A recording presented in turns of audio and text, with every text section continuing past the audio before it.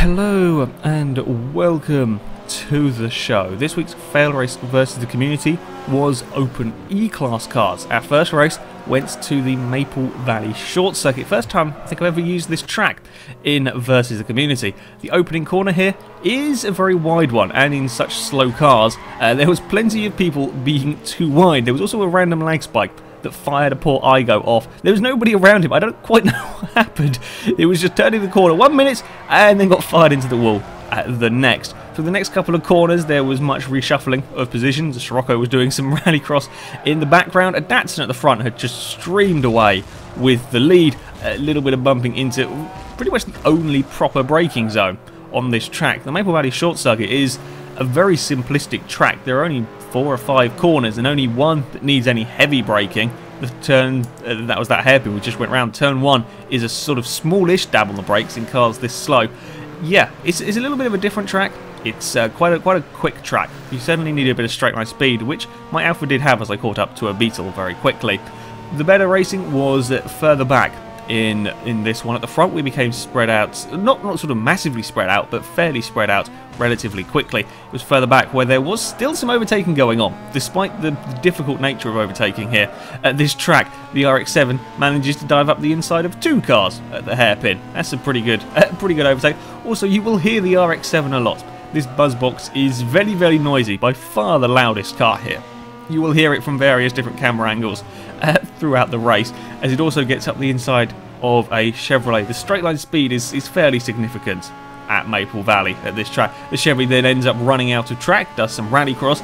There's a great opportunistic overtake, shall we say, from the Deluxe, managing to do a cutback halfway around the first corner that completely catches the Datsun out. I'm pretty sure the Datsun did not expect to suddenly find a Deluxe on the inside. The Datsun then very nearly manages to roll across one of the curves. Yeah, curves can be a little bit nasty here at Maple Valley, as the Alfa Romeo then has a moment across them. Yeah, at the front we very quickly became, we weren't hugely spread out, but we just weren't within attacking range. All the overtaking was going on further back. The Scirocco there having a good overtake on the Alfa Romeo, but the straight line speed of the Alfa was going to bring it back into contention as we come down the start-finish straight. The Datsun and the Ford carried on their little squabble in front of these two. The Alfa Romeo is going to get to the inside. It's not the easiest of overtaking opportunities though, turn 1.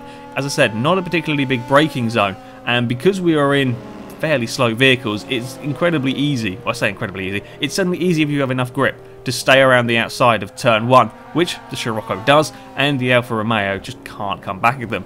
Fast forward a couple of laps, and still the Datsun was fighting with the Ford Deluxe, and now the Scirocco had joined in the fun. These three were pretty evenly matched.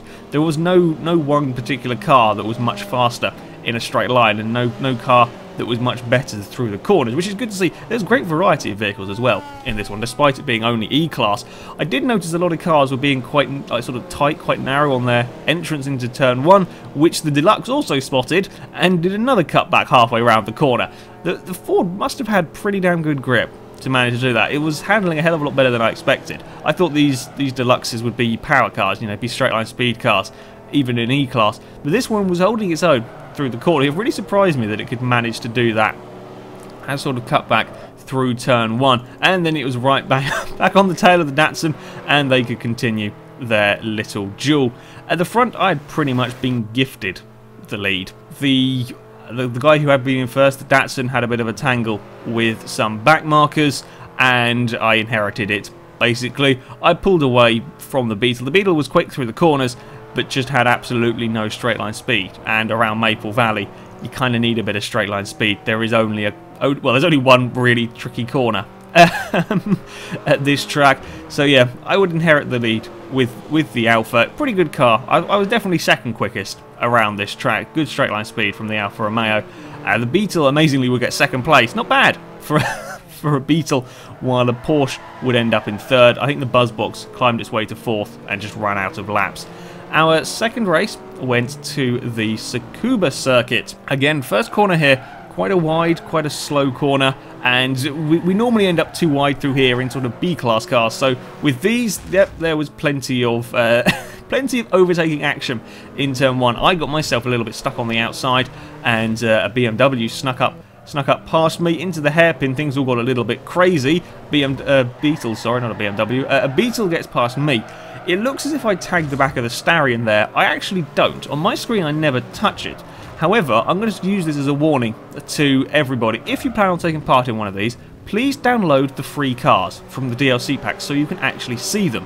My Alfa Romeo is a little bit smaller than the Null Borer, I think, and if on my screen it's not showing me as hitting the cars. However, because the Borer is a bit bigger, Forza decides there is a collision there, hence why the Starion went sideways without me touching it into the first corner here.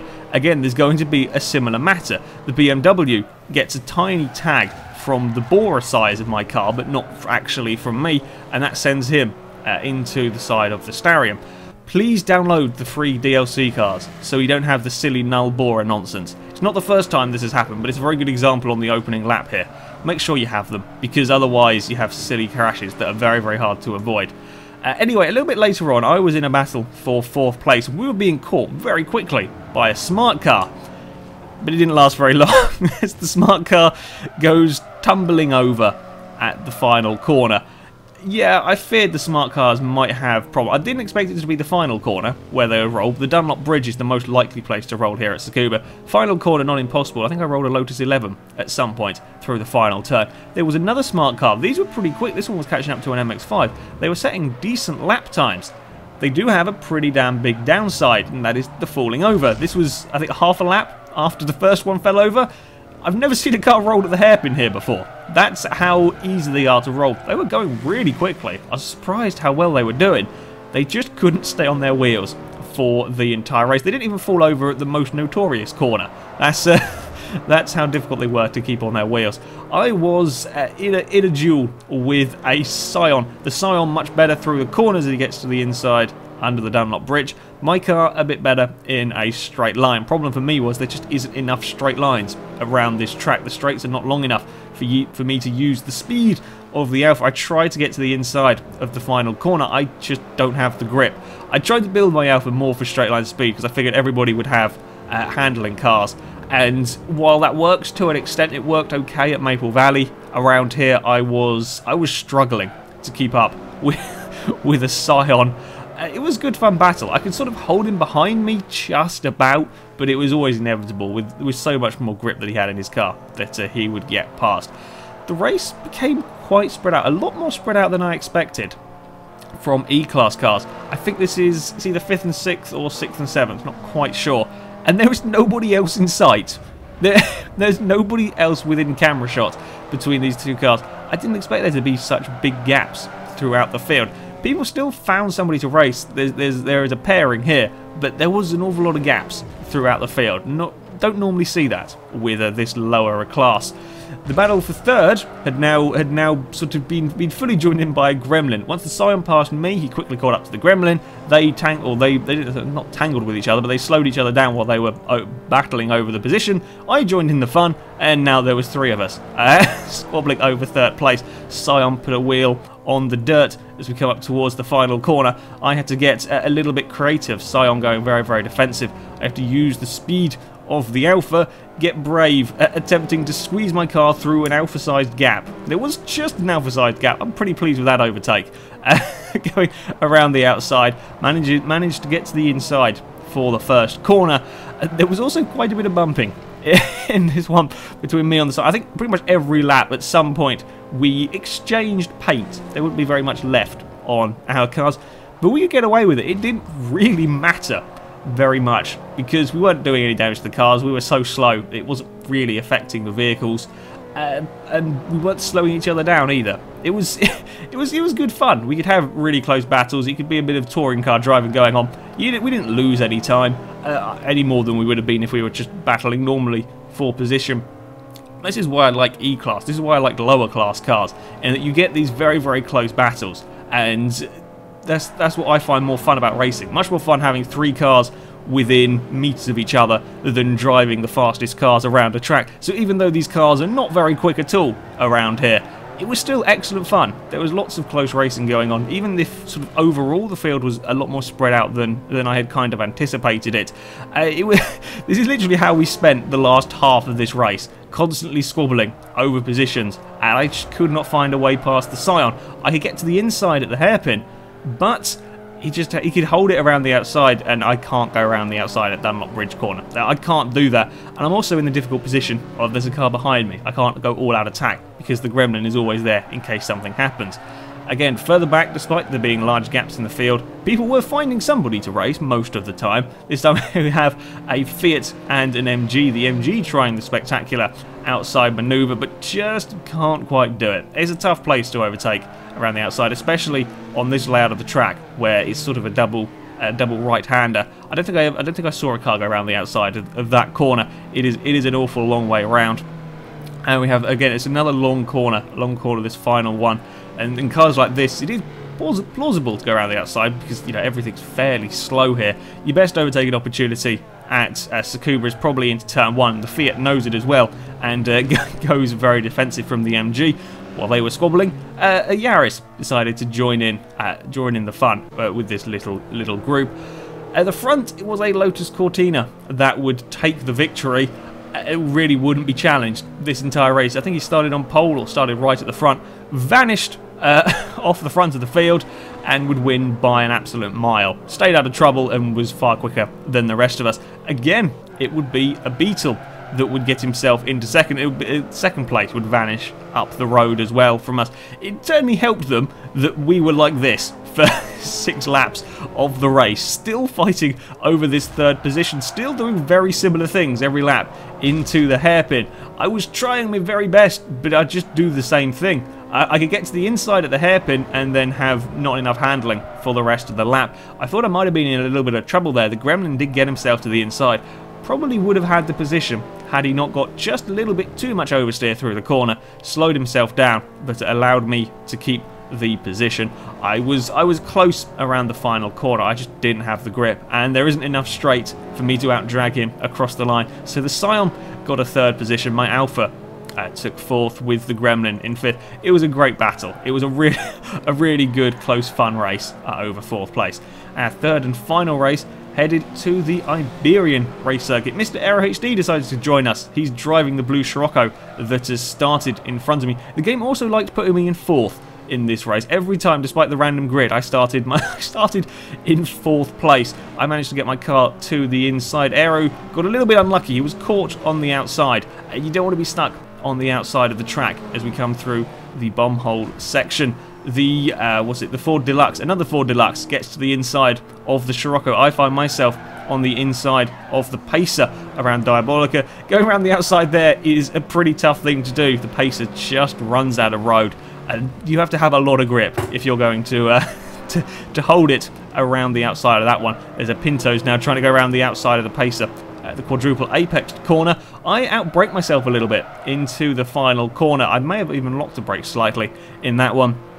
The Ford Deluxe slides up the inside and gets the overtake done. Fortunately for me, as I said, Alpha was a little bit more straight line speed, but one of the more powerful cars here, about 168 horsepower, which was not bad for E-Class. I could breeze past the Ford Deluxe in a straight line. Iberian's a little bit of a funny track actually. You do want some straight line speed around here. It's a very quick track, but the corners are mostly medium speed, so you do need a fair amount of grip as well. A pure straight line speed car does tend to struggle around here. You need a balance at this track. This is why I like it as a test track actually. It's a good place to test out your cars because you need a good balance to get around here quickly. It was pretty chaotic in the opening few laps here at Iberian. It can be quite a tough place to overtake. The Spark didn't think so, going up the inside of 2 cars at Diabolica. That's pretty damn impressive. Unfortunately, he loses the place into the quadruple apex. The Spark had a huge grip. To be able to change direction like that, to go from being on the outside to the inside and getting past the skyline, and then around the outside of the final corner, that's got some massive amounts of grip to do that. Good overtaking there from the Spark. But of course, if your car has that much grip in E-Class, you're not going to have had much room for power upgrades. and sure enough, the Skyline was certainly a match for my Alpha when it came to the straight line speed, soaring past the Spark and up the inside of the Pacer. The Spark gets creative with the overtaking into turn 1, and again, another great overtake from the Spark. Good thing he did as well. Skyline got a big oversteer moment through that first corner, and if the Spark hadn't dove up the inside, probably would have ended up in the boot of the Skyline. Strange place to get oversteer, especially in E-Class cars at that particular piece of track. The Skyline is quick in a straight line, not quite so quick through the corners. The Pacer goes to the inside of the Spark, but doesn't have the grip or the brakes to get the move done. Further up, and while overtaking wasn't being a problem for the Spark, it was a bit of a pain for the Ford Pinto. This is normally what happens when it comes to close racing at Iberian. It's quite easy to defend around this track. The Pinto could not overtake the Deluxe. He tried many things to get past the Deluxe, he just couldn't quite do it. The Deluxe was not a massively quick car in a straight line. It wasn't quite as good through the corners as the Pinto. However, it had just enough drive out of the corners. It could just get out of the corners quick enough that it would be a right pain. The Pinto couldn't find a way past, whereas my Alpha could just breeze past the Deluxe in a straight line. The Pinto couldn't do that, and it couldn't get past through the corners. The Ford Deluxe was defending well enough to hold him off. The Deluxe Coupes did a lot better than I expected them to, I will be honest. However, the Escort then was to have a go. The Pinto ran a little bit wide at one corner. The Deluxe spent its entire race defending, as inevitably would eventually make a mistake, and it would be for the Escort. The Deluxe just ran a little bit wide into turn 1, a fairly straightforward cutback for the Escort, and he could get past, and the Escort was now chasing after me and the leader. Quite a scary prospect. That Escort was blooming quick, and once he was up into third, I knew I was in a little bit of trouble. In the background, the Deluxe is still stuck with the Pinto, and this continued for pretty much the entirety of the race. The Pinto tried everything, absolutely everything, to get past the Deluxe, and he just could not do it. Trying to kind of get to the inside of the quadruple apex, can't do it. Now trying to get perhaps to the inside of the final corner, hasn't quite got the handling, and then we've got the acceleration down the straight. The Deluxe has just got enough initial acceleration to keep away, and the straight line speed of the Pinto was not excellent. It wasn't that much quicker at a straight line. It was a little bit quicker, but it wasn't enough to simply overcome the Deluxe. And up into turn 1, if you don't make a mistake while defending, can be very, very tough to overtake here. This time around, the Deluxe wasn't running wide. At the front, I had caught the leader, and the Escort had caught up to me. It was a three-way battle for the victory on the final lap. I was very close to the Civic up the hill. I wanted to try and do a cutback on the exit of Diabolica. Unfortunately for me, my Alpha would just get a little bit sliding. It would just get a little bit sideways. And in doing so, the Escort would pounce, going around the outside of the quadruple apex. It just had so much more grip than me. I tried my best to hold on, but the Escort's now on the inside for the next corner. And yeah, that's what happens when you're in the middle of a battle and you try to attack the car in front. You always leave yourself open to attack from behind, and in this case the Escort got past me but would run out of time to try anything on the Civic. So the Civic would take the victory in another very close three-way battle. Civic would win from the Escort, while I would take a third place. The Escort got slightly lost. I don't know what's going on there with the AI. Escort's in the wall. But yeah, it had been a pretty close fought race at Iberian, and the Pinto wouldn't get past the Deluxe throughout the entire race. Yeah, Iberian had been good fun. I aero disconnected as well, which was a little bit of a shame. It'd been good fun with the E-Class cars. I had plenty of good races in this one. Lower class cars can be huge fun to race. When you're racing, you're not going particularly quickly, but if you're around cars of similar speed, it really can be very, very good fun. And there was plenty of close racing in this one. But the field did get a little bit more separated than perhaps I had expected. Normally you have a very close sort of tight pack when you race this lower class car. Didn't quite happen today. Anyway, that is it for this versus the community. The next one shall be held on Thursday, the 21st of August. We shall be racing on Forza 5, and the cars we shall be using are the Rolls-Royce Wraith against the Bentley Continental Supersports in B class. It shall be the race of the British yachts. It should be quite good fun. They won't be raced on tiny tracks, I can tell you that much.